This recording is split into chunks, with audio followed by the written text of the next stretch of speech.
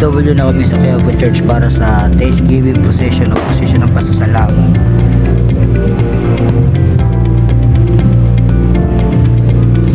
At ayan na nga, nagpagas muna kami para sure full na aabot kami balikan.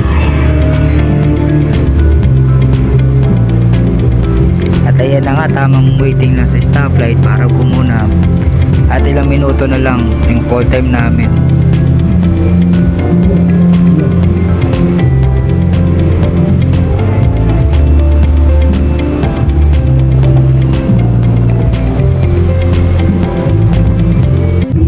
Nakarating na rin ng Quiapo, pero daan muna ako kay Vicario para magpasalamat sa paggabay sa amin sa biyahe. Ito yung mga konting hiling.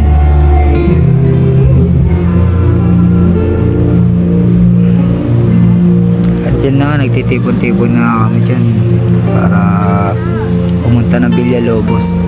At doon kami mag-aabang.